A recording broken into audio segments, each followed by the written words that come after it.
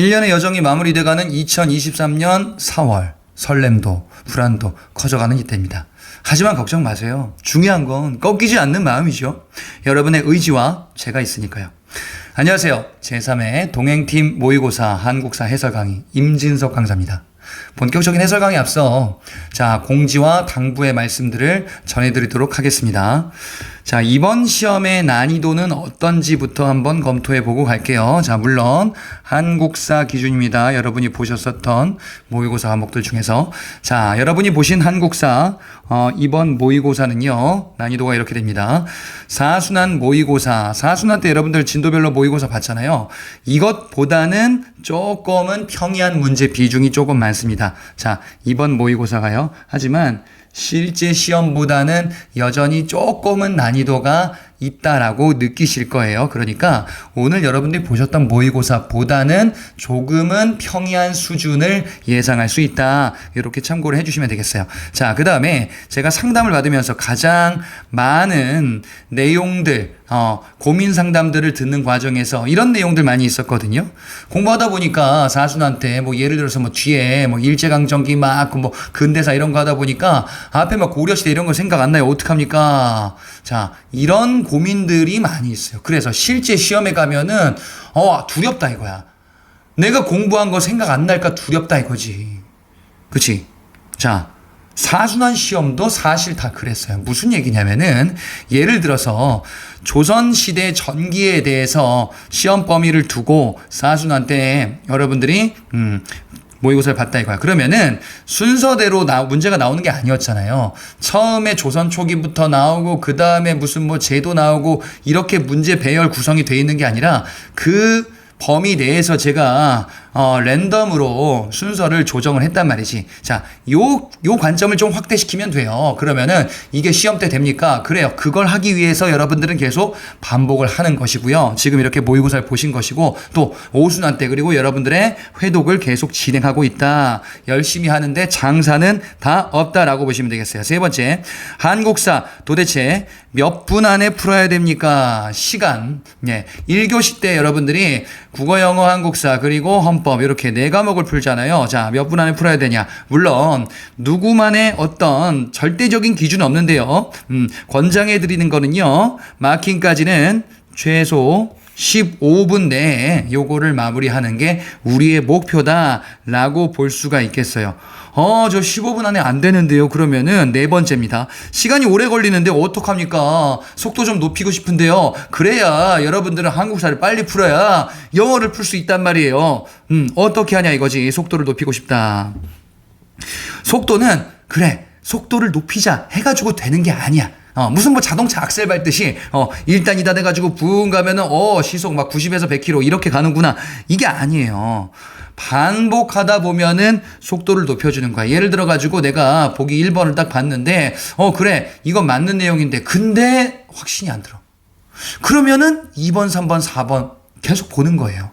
이런 것들이 모이면 속도가 이제 느려지게 되는 거거든. 결국 여러분들의 그 반복은 내가 이걸 정확히 알고 있느냐 그리고 확신할 수 있느냐 다른 거 쌩까고 그냥 다 1번이 맞으면 2번이 맞으면 찍고 갈 수 있느냐 이런 거에 집중을 하셔야 돼요. 그러니까 정확도에 집중을 하셔야 되겠고 그리고 반복 결국 제가 처음부터 얘기하는 거 모든 한 곳을 향하고 있어. 뭐냐 반복과 회독의 장사 없다 이거지. 다섯 번째 지금 여러분들이 임하고 있는 시점은요 이제 진짜 주사위를 던지기 직전이야. 그러니까 지금 여러분들이 봤었던 모의고사 점수 이게 상당히 나름대로 의미가 있는 시기가 됐습니다. 이제 그러면 이제 난 점수가 안 나왔는데요.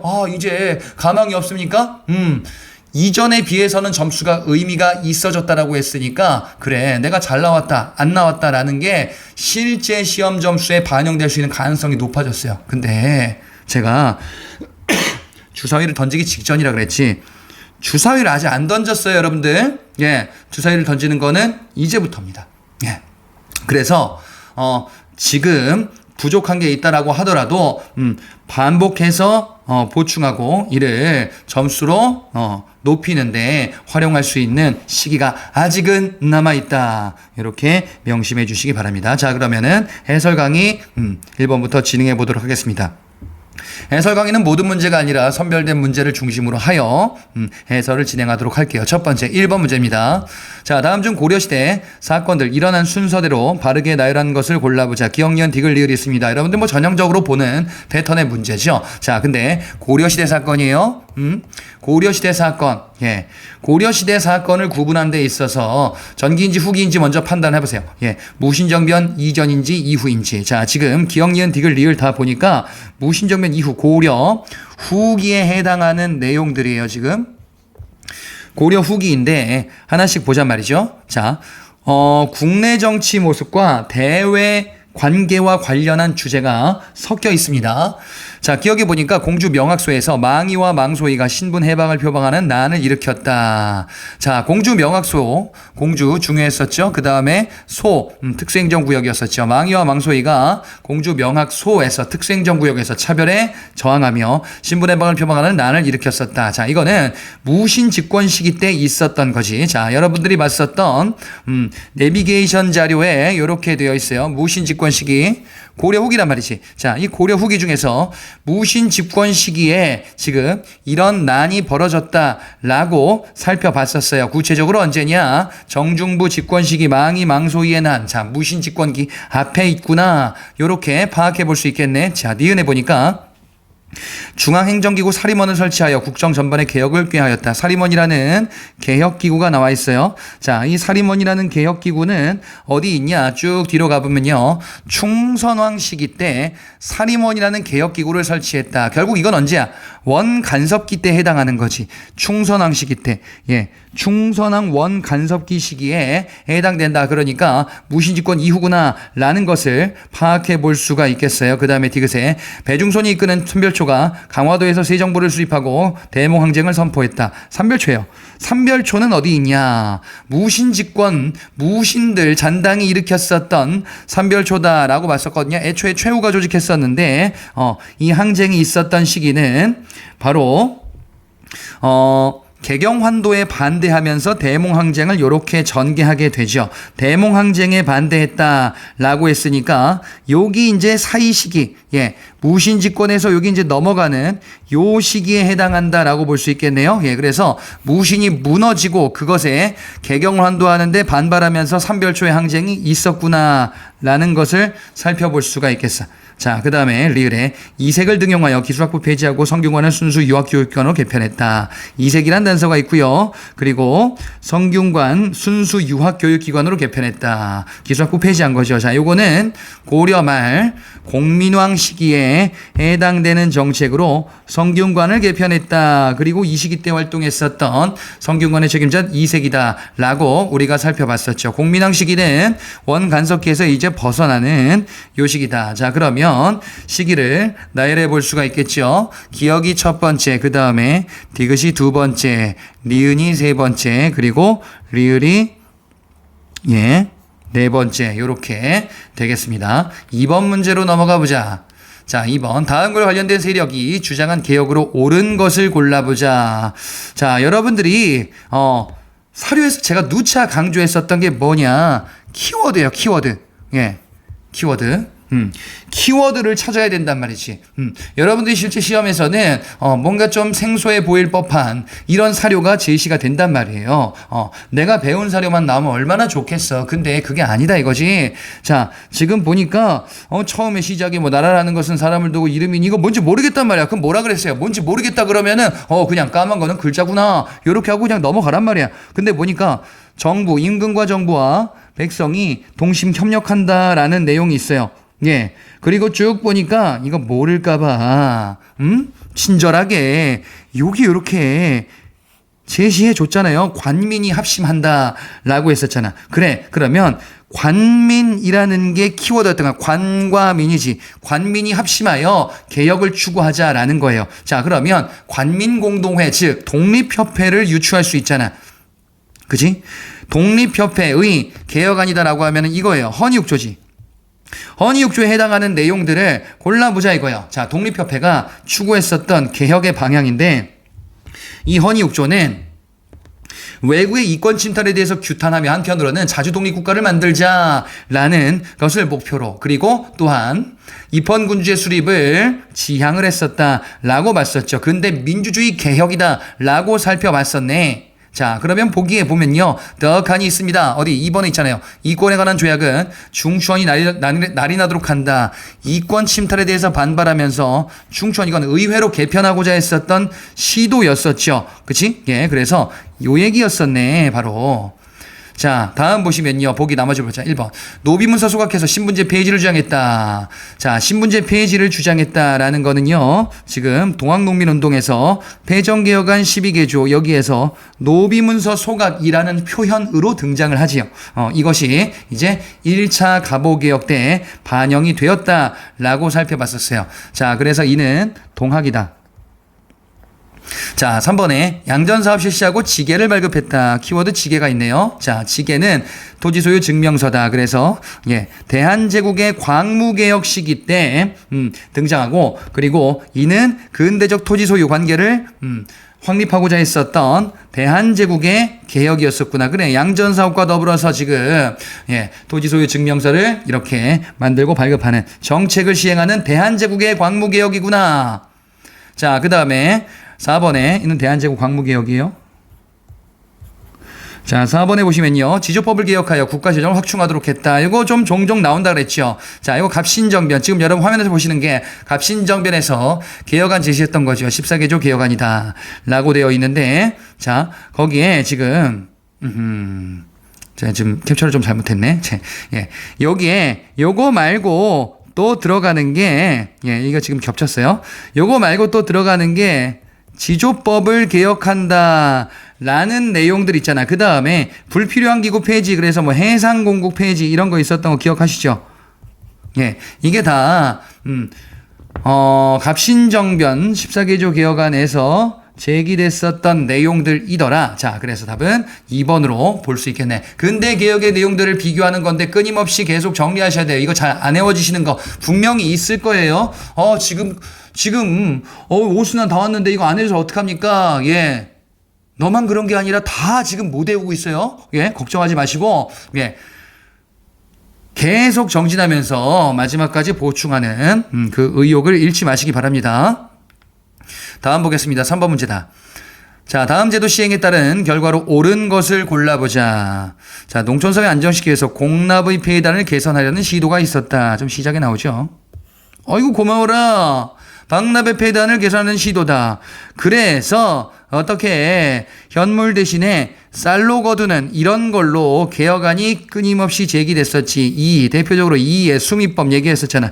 그래서 개혁론이 시행되었다. 그럼 뭐야?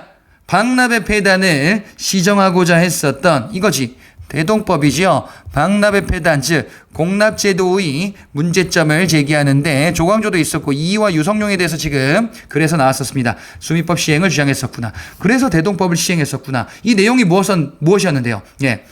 현물이 아니라 이제 어떻게 현금 이런 걸로 쌀과 같은 현금 역할 하는 것들로 납부하도록 했었죠. 그리고 호에서 토지에 부과했었다. 공인이 활동한다. 그리고 기타 등등등의 변화를 초래하게 되었는데 이 공납은 공납제 개편을 했었던 대동법은 광해군 때 선해청을 처음으로 두었었다. 그러면서 대동법 시행 관청이다 라고 봤었죠. 자, 그러면은 답은 4번이겠네요. 선해청을 설치하였구나. 대동법 시행 관청이다. 자, 그러면 대동법이 나왔으면은 오답에 뭐가 나오겠어요? 이런 것들 나오겠지. 이런 것들. 그렇잖아. 우리 많이 연습했잖아요. 문제 패턴. 여러분 풀었었던 문제랑 거의 똑같은 거 그냥 표현만 좀 바꾼 거야. 1번.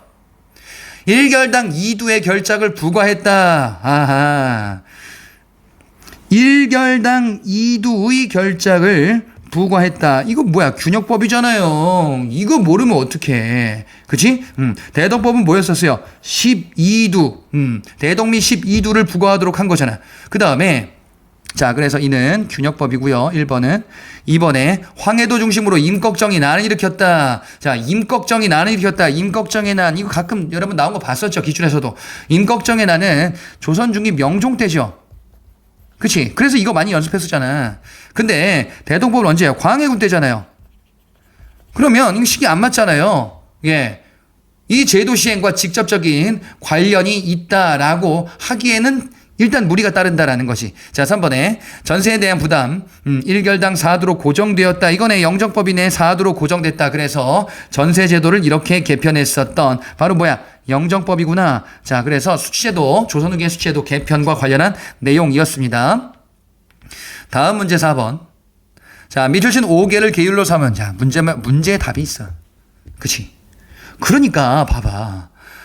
계율로 5개를 계율로 삼은 세속에도 5개가 있으니 이거 다음에 이 뒤를 읽었다. 예를 들어서 지금 이 문제를 기준으로. 그러면 넌 아직 다 모르고 있는 거야 지금. 저 세속 5개 아는데요? 화랑도 아는데요? 근데 확신을 못한 거야. 이런 것들이 모여서 속도를 높여준다라는 것이. 자, 그러면 5개를 계율로 삼은 고대 사회 집단이다. 그래, 이거 세속 5개 원광법사의 세속 5개잖아요. 그죠? 원광법사의 세속 5개 화랑도의 정신으로 알려진 이거잖아. 그렇죠? 원광법사를 물어보기도 했었고 세속 5개 내용을 물어보기도 했었는데 여기서는 화랑도 자체를 물어보는 거예요. 조직이라고 했으니까. 예. 자, 고대사의 집단이 담당했던 사회적 역할이다. 그래. 화랑도가 신라 사회에서 어떤 역할을 했느냐 이거에 대해서 물어보고 있는 거지. 그래, 화랑도는 이런저런 역할을 했다 그랬어요. 청소년 집단인데 국가 조직화하면서 한편으로는 귀족과 평민도 같이 있으니까 계층 간의 대립과 갈등을 완화시키는 이런 역할을 담당했다라고 봤었죠. 여기 그대로 있잖아. 그죠? 자, 1번은요. 촌락의 행정과 군사 실무를 처리했다. 화랑도는 이런 국가를 경영하는 이런 행정기구의 성격은 아니잖아. 3번, 부족 대표들이 모여서 사회를 이끌던 전통을 계승하였다.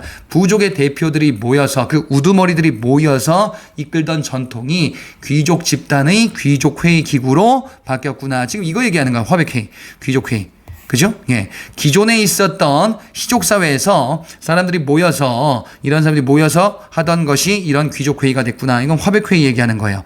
자, 4번에 관등승진 차별에 불만을 갖던 이들에게 정치적 기회를 주었다. 정치적 기회를 준 건 아니죠, 화랑도가. 그죠? 자, 지금 4번의 내용은요, 골품제의 한계점을 이렇게 극복해야겠다라는 것과 관련한 내용이다라고 볼 수 있겠네. 자, 어찌됐건 화랑도와는 직접적인 관련이 없더라. 다음 문제는 6번으로 가보겠습니다. 자, 다음 조선후기 실학자 주장이다. 실학자 뭐 계속 봤죠? 그죠? 중농학파 실학자 유형원, 이익, 정약용, 중상학파 실학자 유수원, 홍대용, 박지원, 박재가 이런 사람들 봤어요. 그 7명 중에 하나일 겁니다. 아마도. 자, 이 인물은 누구냐? 실학자 중에 누구냐라는 거죠. 전자는 어떻게 생겨났냐? 어떻게 되다 보니까 여러 사람이 추대해서 만들어진 것은 수출하지 않으면 물러나야 하는 것이다. 탕론이라는 글이다. 결국 권력의 근본은 민에게 있다. 이 민에게 있는 여러 권력들이 모여서 추대하여 대표를 만들고 그래서 요렇게 또 대표, 그죠? 그리고 우두머리, 천자란 이렇게 모여서 되는 거구나. 권력의 근본은 민에게 있다라는 내용이잖아요. 뭔데? 정약용이 얘기했었던 민본 사상이고요. 그 다음에 공부를 조금 더 꼼꼼하게 했었다면은 이거예요. 탕론. 이거이기도 해요. 물론 이건 필수로 암기할 것까지는 없는데 알고 있다라고 하면은 조금 더 수월하게 풀 수 있겠지. 그러면은 뭘 향하고 있어요? 이분 다산 정약용이네. 자, 이 정약용에 해당되는 활동, 서적, 뭐 주장 이런 것들 골라주시면은 되겠는데 4번에 흠음신서가 있죠. 그죠? 예. 혹시 여러분들 요거 놓쳤을까봐 보기에다가 제가 이걸 집어넣었어요. 경세유표, 목민신서 많이 봤잖아. 흠음신서도 3부작으로 알고 계셔야 되겠습니다. 그리고 기타 등등의 저서들 또한 존재한다라는 것들 우리가 살펴봤었죠. 정약용 뭐 매번 연습했었던 학자. 1번에 북학의를 통해서 소비의 중요성을 강조했다. 북학의 소비의 중요성 우물물에 빗대서 강조했었죠. 누구야? 박제가죠. 이 사람은 서얼 출신이다. 북학의. 예, 소비의 중요성을 강조했다. 다음에 이번에 토지 소유의 상한선을 설정하는 한전제를 정했다. 한전론은 이게 한전론이 있고 그 다음에 박지원의 한전론이 있는데요. 최대 소유 상한선, 최소 생계 가능 토지가 아니라 최대 소유를 제한되도록 하는 이런 제도는요. 박지원이에요. 그래서 지금 2번은 이익이 아니라 박지원이다라는 사실 요 함정으로 조심하셔야 되겠어요. 자, 3번에 신분에 따라 차등이게 토지를 재분배하는 균전론을 주장하였다. 균전론인데 신분에 따라 차등이래요. 그죠? 요것도 헷갈리셨으면은 보충하고 가자. 자, 신분의 차등 있는 균전론은 유형원이고요. 요것도 언급이 될 수 있다 그랬어요. 홍대용의 균전론은요. 요거는 신분 간 차등이 존재하지 않는다 그랬어. 자, 그래서 홍대용인지 유형원인지도 구분을 해보자.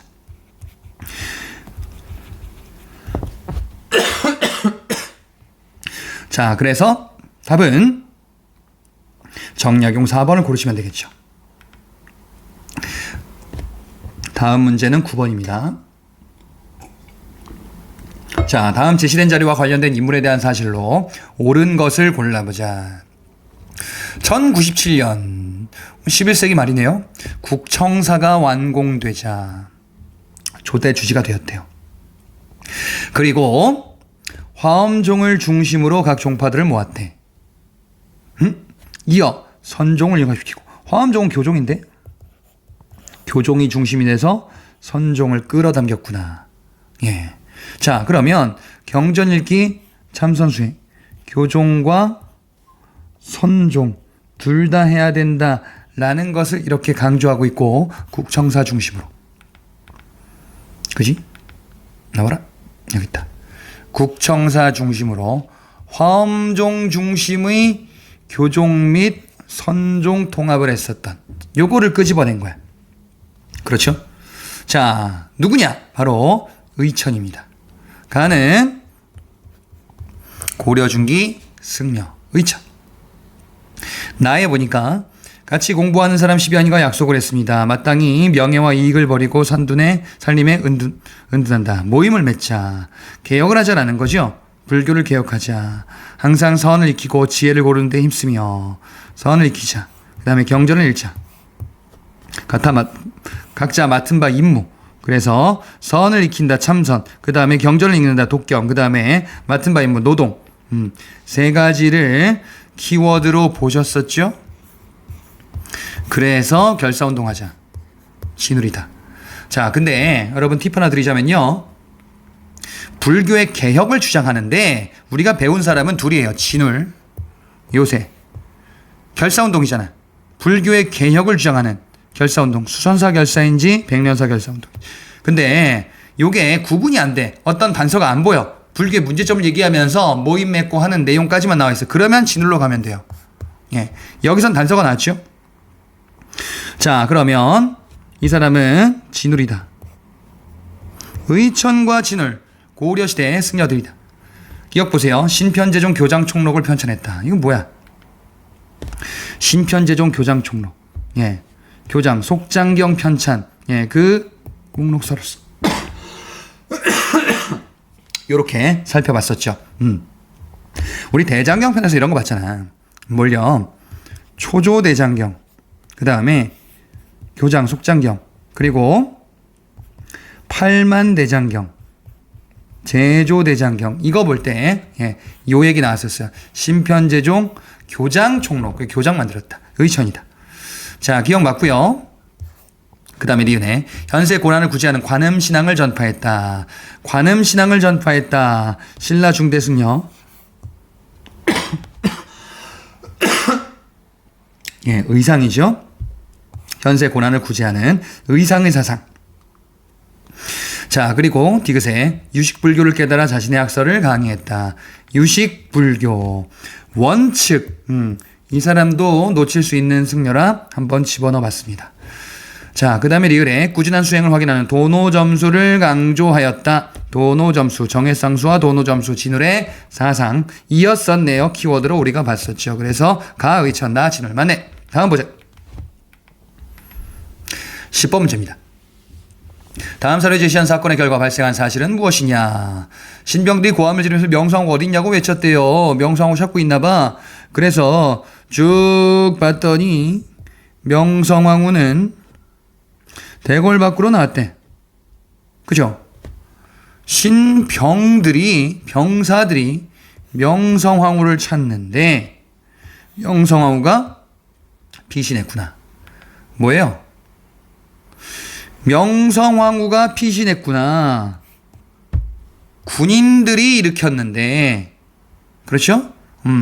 당시 90군대 군인들이 차별대우에 불만을 가지고 일으켰었던 이모군란. 이들은 궁을 습격해서 명성황후까지 시하려고 했는데 명성황후는 피신했었다. 이후에 청나라 군대의 요청으로 결국 이들은 다시금 집권하고 이 난을 수습할 수 있었구나. 이렇게 살펴봤었습니다. 자, 그러면 이 사건은 결국 1882년 있었던 이모군란의 결과를 골라라 라는 거고, 이모군란의 결과를 우리가 이렇게 등등등 정리를 했었어요. 자, 보기해보자. 청에서 마젠창과 멜렌도로프와 마젠창이 파견되었다. 그렇다 이거지. 마젠창과 멜렌도로프가 청에서 고문으로 파견된 계기였었고, 위안스카이라는 인물이 또한 등장하는 사건이기도 하더라. 그리고 이런 조약들. 조약들 중심으로 물어봤었는데 보통은 이렇게 다른 주제를 끌고 와봤어요. 자, 이번에 친일 내각이 구성되어 단발령이 시행되었다. 이건 뭐야? 을미사변이죠. 을미사변의 결과 시행된 을미개혁이죠. 을미사변은 명성황후가 죽어야지. 근데 여기서 뭐야? 나왔잖아. 자, 3번. 조선과 일본 사이 한성조약. 한성조약은 갑신정변의 결과로서 살펴봤었죠. 자, 일본과 체결한 조약은요. 이모군란의 결과 제물포조약, 갑신정변의 결과 한성조약, 이렇게 나누어 봤습니다. 4번에 조선에 파견됐던 청일 양국 군대가 철수하였다. 아니죠. 이모군란의 결과는 청나라 군대와 일본 군대가 모두 주둔하게 되고요. 갑신정변의 결과 청일 양국 군대가 조선에서 철수하는 텐진 조약의 내용 중에 하나죠. 나중에 파병할 때 어떻게 할 건지에 대한 이런 명시가 되어 있는 게 바로 이제 텐진 조약이었었다. 자, 결국 이모군란 골라라. 답은 1번이 되겠습니다. 자, 뒤로 가보자. 11번 문제. 다음은 조선전기 두 정치 세력에 관한 설명입니다. 옳지 않은 것을 골라보자. 가. 불교와 도교에 상대적으로 관대했으며 경학보다는 사장을 중시했다. 자, 조선 전기의 두 정치 세력이래요. 불교, 도교에 상대적으로 관대했대. 성리학 이외 사상에 대해서 조선시대 때는 지배 세력이다라고 하면은 성리학 이겠죠, 당연히. 근데 상대적으로 관대했대. 경학보다는 사장을 중시했대요. 그러면 뭘 물어보는 걸까요? 요거 물어보는 거지. 경학보다는 사장을 중시했구나. 성리학 외 사상에 대해서 관대했구나. 훈구 관학파들이다. 그렇구나. 자, 나의 중소지주적인 배경을 바탕으로 왕도 정치를 표방했대요. 왕도 정치를 표방하느냐, 부국강병을 추구하느냐, 이게 훈구냐 사림이냐, 요 두 가지 비교하는 포인트였었죠. 그래서 성리학 외 사상에 대해서는 배격하고 성리학이 중요하다라는 것을 상대적으로 더 부각시키고 이를 목적으로 보는 세력들, 바로 사림이다라고 우리가 살펴볼 수 있겠네. 자, 그러면 옳지 않은 것을 골라보겠습니다. 1번 관학파 주장을 계승했다. 그래, 훈구가 관학파 조선 초기의 지배 세력이었었던 거죠. 맞다. 그 다음에 2번 정렬이 모반 사건. 이거 뭐야? 정렬이 모반 사건은요, 뒤에 나오죠. 붕당 정치 과정에서 등장을 하죠. 붕당 정치 과정에서 자, 일단 처음에 사림이 동인과 서인으로 분화했었어요. 그리고 이 동인이 요 사건을 계기로 하여 북인과 남인으로 분화했었죠. 정렬이 모반 사건이지. 자, 그러면 이는 사림이 분화된 이후에 동인에 해당하는 내용이다. 답이 될 수가 없겠네요. 이는. 그치? 옳지 않는 거니까 답이 되겠죠. 3번. 길지학풍을 계승하여 성장한 무리이다. 예, 사림의 계보로서 이렇게 소개해드렸었는데 정몽주, 길제 이렇게 봤었죠. 그 다음에 이런 사람 기억나세요? 김갱필? 살인 문제 봤을 때 등장하는 사람들로서 나오게 되죠. 자, 그래서 3번 살인에 대한 내용 왔습니다. 4번에 성종 무렵 처음 등용되어 선조 때 정권을 장악했다. 그래요. 성종 때 누구야? 김종직. 그죠? 그리고 선조 때 가서 이제 장악한 이후에 붕당 정치로 넘어갔었던 세력이 사림이더라. 자, 답은 2번이 되겠습니다. 다음 문제 12번 현대사 문제입니다. 다음 글의 밑줄치 항쟁에 대한 설명으로 옳은 것을 골라보자.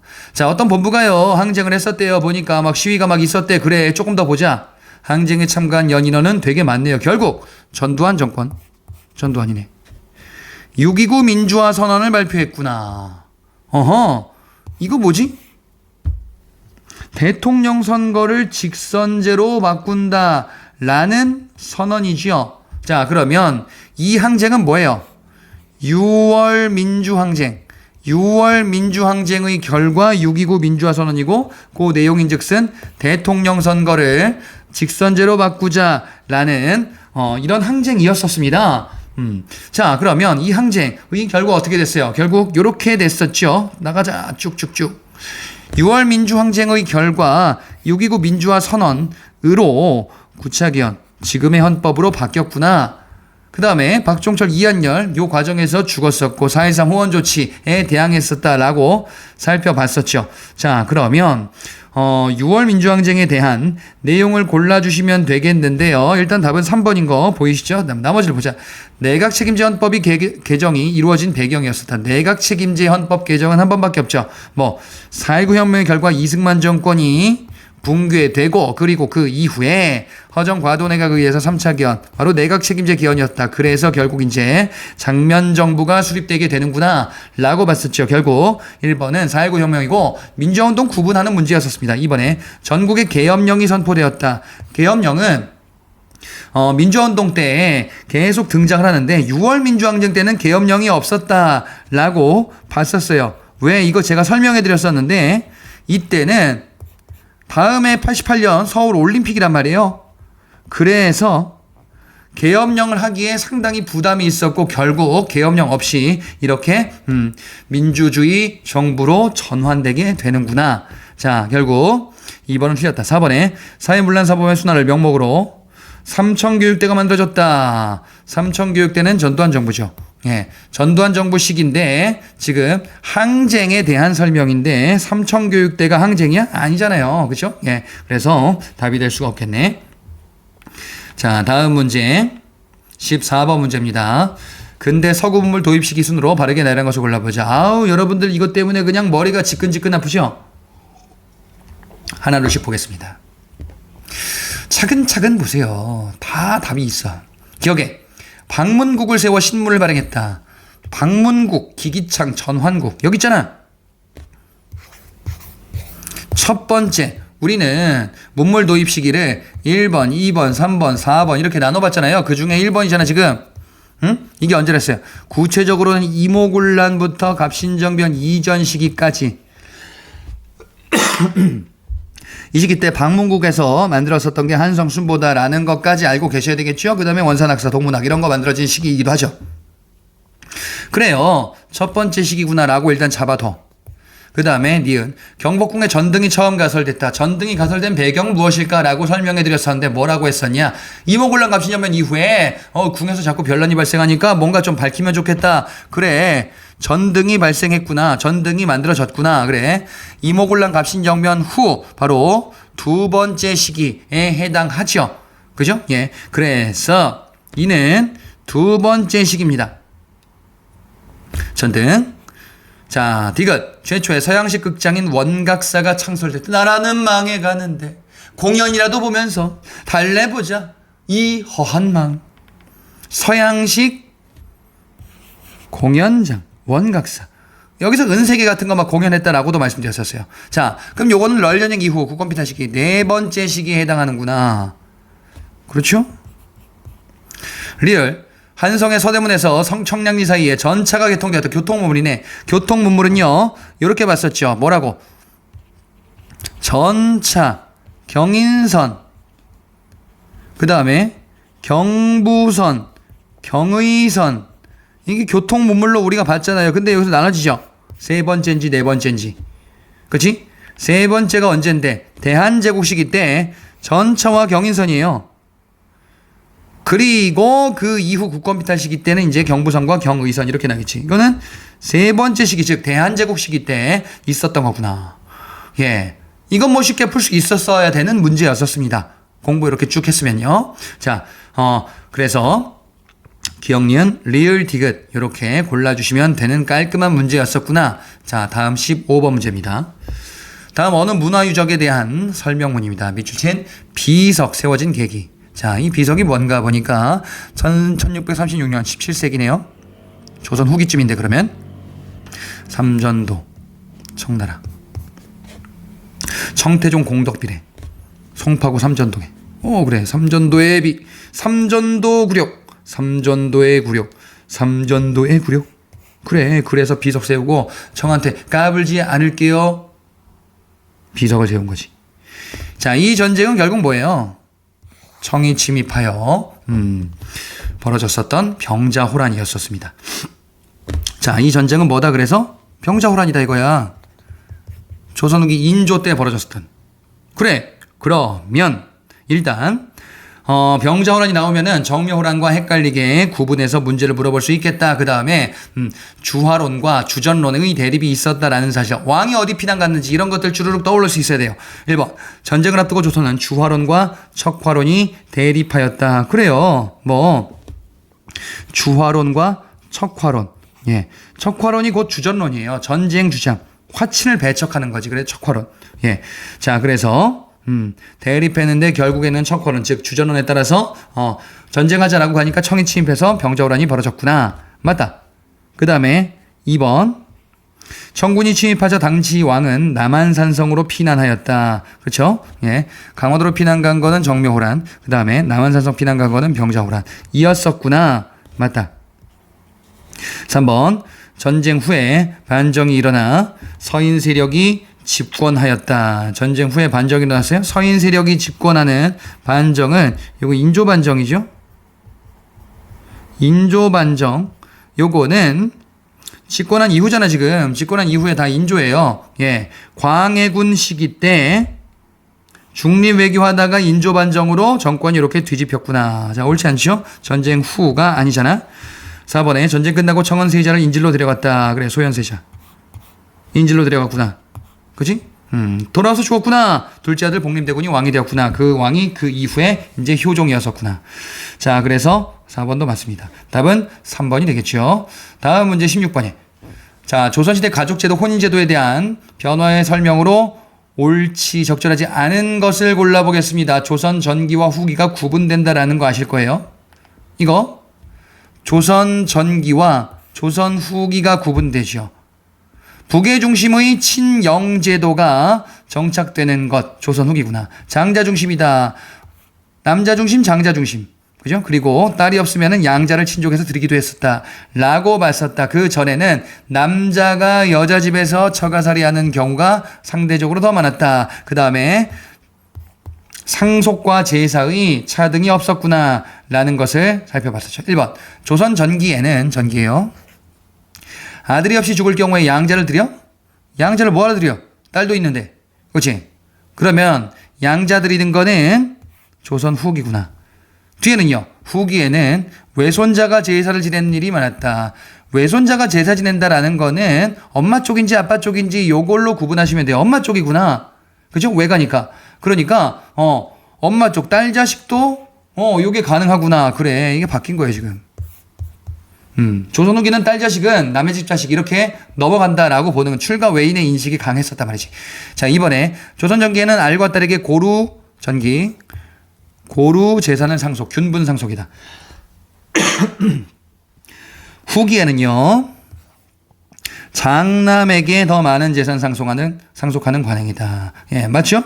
3번 조선 전기에는 족보가 남녀 관계없이 출생순으로, 근데 후기에는 아들이 먼저, 부계 중심, 장자 중심, 아들 중심. 4번에 조선 전기에는 사위들이 처가에 사는 경우 처가살이, 반면에 후기에는요 출가 외인이다. 그래요, 맞죠? 답은 1번. 적절하지 않은 건 바뀌었구나.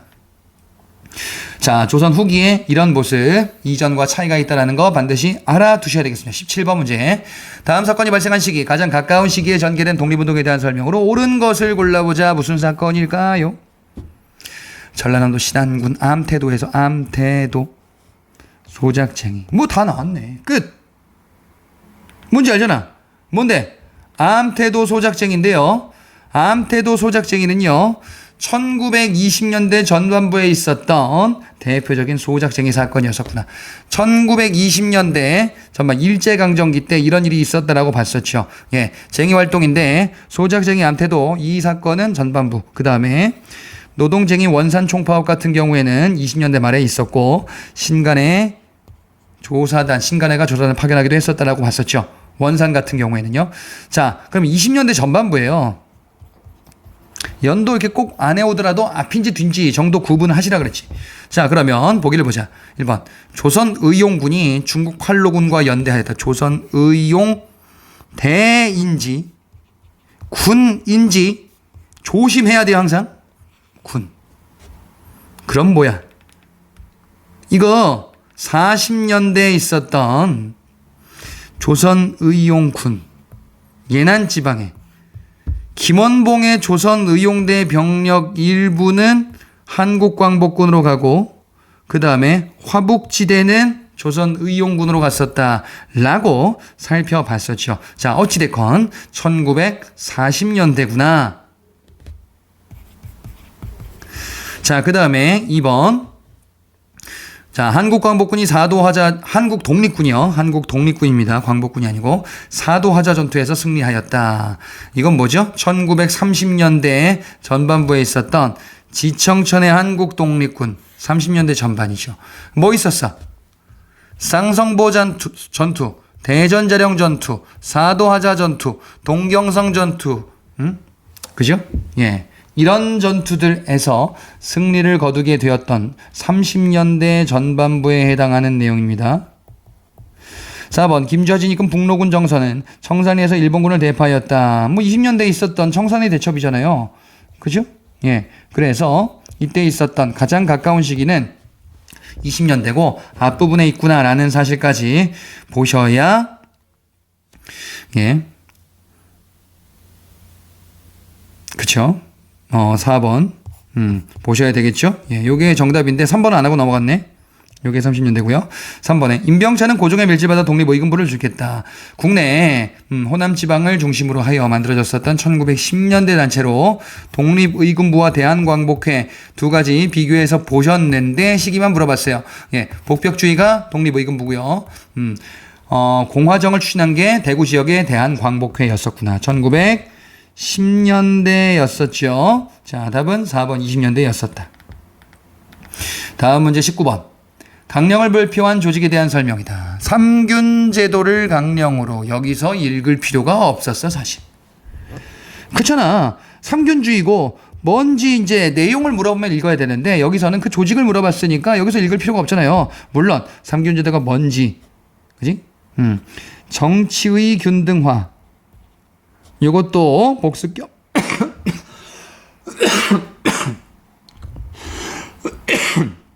예, 죄송합니다. 자, 복습 겸 한번 보자. 정치의 균등화, 그 다음에 교육의 균등화, 그리고 쭉 보니까, 예, 경제의, 여기 있지, 경제의 균등화. 예, 쓰리균이다. 이 쓰리균, 삼균 제도를 강령으로 발표한 조직이다. 라고 하면은, 요거죠. 삼균주의에 기초해서 대한민국 건국강령을 대한민국 임시정부가 발표했구나. 1940년대 중칭 대한민국 임시정부가 이렇게 발표하게 됩니다. 그래. 1번 광복 직후 조선 건국준비위원회로 건준위 여기지. 건국준비위원회는요. 광복 직후에 여운형이 주도해서 만들어진 단체로 이는 대한민국 임시정부의 활동이 아니죠. 조선 건국동맹이라는 조직을 모태로 하여 만들어졌구나. 자, 그러면 1번은 조선 건국동맹이다. 4번, 2번 4차 개헌 단행에서 주석 부주석제를 채택하였다. 자, 개헌 얘기가 나오면요. 내용을 잘 보셔야 돼요. 대한민국 임시정부의 헌법 개정 내용이 중요한 출제 포인트였었잖아. 4차 개헌이 주석제고 5차 개헌이 주석과 부주석 체제예요. 그렇죠. 1차는 뭐였었어요? 대통령제. 2차는 뭡니까? 2차는 바로 국무령 중심의 내각 책임제. 3차는 국무위원 중심의 집단지도체제 이렇게 살펴봤었고 20년대 40년대 이렇게 넘어간다. 자, 그러니까 대한민국 임시정부 내 이렇게 찍으면 안 된다고 헌법 개정 얘기 나오면 이거를 꼭 보라고요. 그죠? 그래서 이거 틀렸잖아 지금. 5차 개헌이잖아요. 부주석이니까. 3번 화북지방의 사회주의 계열의 독립운동가들이 결성하였다. 뭐야, 사회주의 아니잖아요. 일단 대한민국 임시정부는 사회주의가 아닌 민족주의가 중심이 되었고요. 자, 사회주의가 중심이 됐었던 거 요거 얘기하는 거예요. 조선 의용군을 군대로 두었었던 조선 독립동맹입니다. 예, 화북 예난 지방을 중심으로 만들어졌었던 단체였었다. 자, 그래서 이는 조선 독립입니다. 독립동맹이죠. 자, 그 다음에 4번에 중국 국민당 정부의 지원을 받아 군사조직을 갖추었다. 예, 중국 국민당 정부랑 연대한 거죠. 중국 공산당과 연대한 게 조선 독립동맹이라면 중국 국민당과 연대했었던 게 바로 대한민국 임시정부였었다. 그래서 조직을 군대를 갖추게 되니 그것이 바로 한국광복군이구나. 예. 자, 그러면 답은 19번의 답은 4번이 되겠죠. 예, 이게 뭔데? 한국광복군이다. 예, 이렇게 우리가 살펴볼 수 있고요. 자, 다음 문제 보도록 하겠습니다. 이번에는 20번 문제. 자, 또 지도에 해당하는 시대에 대한 설명으로 옳은 것을 골라보자. 자, 가와 나 지도가 있는데 딱 보니까 가 이제 고려네. 그죠? 나는 조선이네요. 뭘 보고 딱 보고 알 수 있어. 지도로 이제 물어본다라고 하면 일단 뭐 수도 찾아보세요. 수도, 개경. 그 다음에 한성, 한양. 그 다음에 뭐 천리장성 이런 거 있고. 양계 있잖아요. 5도 양계잖아. 조선은 도만 있잖아요. 8도. 그 다음에 국경선도 이렇게 됐네. 그치? 압록강, 두만강을 경계로 세종대. 그 다음에 이건 뭐야? 서해 외교단판으로 영토를 압록강 유역 근처까지 이렇게 쭉 연결했었던 고려시대 국경선이지. 자, 가는 고려 나는 조선이다. 보자. 1번 가. 모든 군현의 지방관 파견이다. 그런가요? 자, 조선시대 때 들어서 모든 군현의 지방관을 파견하게 되었구나. 수령을. 그렇죠. 고려시대는 지방관이 파견되지 않은 속군속현이 상당히 많이 존재했다라고 봤습니다. 그래서 이는 조선이죠. 그 다음에 2번 양리는 호장과 부호장. 양리가 조선, 고려, 조선 다 있긴 한데 호장, 부호장이라는 직책은 이렇게 봤잖아. 고려시대에 호장과 부호장이라는 직책이 있었구나. 조선은 아니다 이거지. 그 다음에 향리의 지위 차이도 상당히 높은 편이냐 고려, 낮은 편이냐 조선, 이렇게 갈리죠. 3번 당시 지방관은 자기 지역 출신으로만 임명되었다. 지방관이 자기 지역 출신으로만 임명됐대. 이거는 뭘 물어본 거야? 바로 상피제를 물어본 거예요. 같은 지역 출신은 서로 피하는 거지. 임명되지 않는 거니까 반대로 얘기한 거야.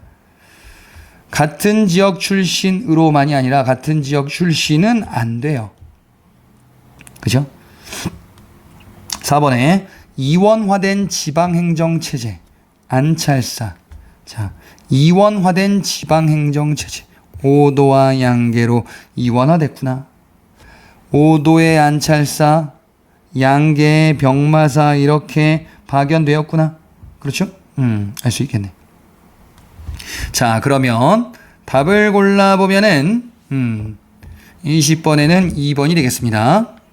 다음 문제 23번 문제.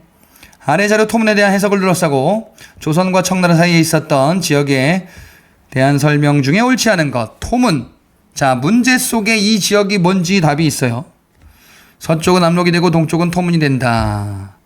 이거 뭐죠? 백두산 정계비죠. 조선 후기 숙종 때 만들었었던 토문강의 경계를 두고 대립하게 되는구나. 예, 그래. 그럼 여기 어디다 이거야? 간도다. 토문강으로 해석하면 우리 땅이고, 그렇지 않고 두만강으로 해석하면 청의 땅으로 이제 청과 영토 분쟁이 벌어지는 이런 배경이 된 지역, 간도다. 그래요, 간도예요. 근데 말이죠, 여러분들, 간도라고 되어 있는데, 예, 혹시라도 답에 서간도인지 북간도인지 헷갈린다라고 하면은 굳이 따지면 북간도 지역이에요. 예. 근데 여기서는 그렇게까지 구분하진 않았거든? 그러니까 만약에 제가 지금 하는 얘기가 무슨 얘기냐면은, 만약에, 이 문제에서 요 얘기인데, 서간도, 북간도 요게 섞여 있다 그러면은 뭘 골라야 됩니까? 북간도를 고르시라고. 이게 좁은 의미의 간도예요. 그죠? 자, 그럼 보자. 1번에 서전, 서숙, 명동학교 등의 교육기관이 설립되었다. 서전, 서숙, 명동학교 북간도에 있죠? 그지? 그 다음에 2번. 이범윤은 이 지역에서 포병을 양성하고 조세를 거두었다. 그래. 이범윤이 간도관리사로 파견됐단 말이야. 대한제국 시기에. 그렇죠? 예. 광무개혁 때 요 얘기 있잖아. 이범윤. 그렇지. 대한제국 광무개혁 때 있었구나. 간도에 대한 지역 내용이었다. 3번. 이상서를 대통령으로 하는 대한광복군 정부가 수립되었다. 요거죠. 이상서를 대통령으로 하는 대한광복군 정부 너무너무 중요했잖아. 이거 연해주 지역이잖아요. 예. 간도와 연해주 지역이 다소 차이가 있더라. 그러면 요렇게 되잖아요. 지리적으로. 요렇게 그리면 여기가 간도 지역이고요. 여기가 연해주 지역이었죠. 예, 그래서 답은 3번. 4번에 일본과 청은 위 지역을 청해 영토로 인정하는 조약을 맺었다. 그렇죠. 간도 협약. 이 새끼들 말이지. 그래서 간도가 청으로 넘어갔구나. 라는 것. 을사조약 이후에 해당되는 내용이었습니다. 자, 답은 3번. 다음 문제 25번 마지막입니다. 다음 제시된 조약 체결을 계기로 전개된 항일 의병운동에 대한 설명으로 옳은 것을 골라보자. 항일 의병운동 그러면은 세 개 중에 뭔지 이거 구분이겠다라고 예상하면서 푸는 거야. 뭐 을미의병인지 을사의병인지 정미의병인지. 그렇죠? 자, 그러면 이 조약이래요. 뭔가 보자. 일본국 정부는 한국 사이에 조약 실행과 완수할 의무가 있대요. 보니까 뭐냐. 일본국 중개를 거치지 않고서는 이런 것들 못한다. 결국 외교권을 못한다라는 거죠. 그죠? 예, 일본 중개를 거치니까 이건 일종의 보호국이다라는 거예요. 3조에도 얘기가 있습니다. 뭐 통감을 둔다. 통감을 두는가. 통감을 설치해. 근데 통감이 무슨 권한을 갖는가와 관련해서 외교 얘기만 있으면은 이건 뭐라 그랬어? 이거 을사조약이라 그랬죠. 근데 통감이 각종 행정 권한, 이런저런 것들을 가지고 있다라고 하면은 이거는 한일 신협약이라 그랬어요. 자, 그러면 지금 뭐예요? 을사의병으로 본 거죠? 을사조약을 계기로 이거 골라주시면 되죠? 1번은요. 백산에서 집결하여 4대 강령을 발표했다. 뭐야 이게 왜 나와? 이거 동학농민운동이잖아. 그죠? 동학농민운동의 1차 봉기에서 등장하는 내용이었습니다. 2번 최익현 민종식 신돌석과 같은 의병장들, 즉 유색인지 평민인지 이렇게 의병장들이 등장했다라고 봤었죠. 예, 여기 이제 최익현이었었죠. 자, 그 다음에 3번 해산된 군인들이 합류하면서 의병 전쟁으로 확산되었다. 그렇죠. 해산된 군인들, 군대 해산을 계기로 있었던 정미의병 내용이었었네. 4번 단발령 철회되고 고종의 해산 권고조칙에 의해서 해산되었다. 이거죠. 단발령 철회되고 해산 권고조칙. 우리 기출에서도 봤었는데 뭐 봤었냐면요. 이거 언제냐. 이게 아관파천 시기에 행해졌었던 조치죠. 요 다음에 이제 아관파천 사건이 있으니까 어찌됐건 이거는 을미의병이다라고 살펴볼 수 있겠네. 예, 답은 그래서 2번이 되겠습니다. 자, 이렇게 25번 문제 풀었는데요. 마지막으로 여러분들께 강조해드리는 내용을 소개해드리고 강의를 마치겠습니다. 지금 여러분들 멘탈이 막 뒤숭숭해요. 예. 그리고 막 잘 이거 해야 되는데 막 마음도 불안하고 우울증도 생기기도 하고 막, 그죠? 가슴이 벌렁벌렁하고. 지금부터는 무슨 싸움이냐? 버티기 싸움. 존버만이 살 길이다. 여러분들 잘 버티시길 바랍니다. 수고하셨습니다. 오순환 때 뵙도록 하겠습니다.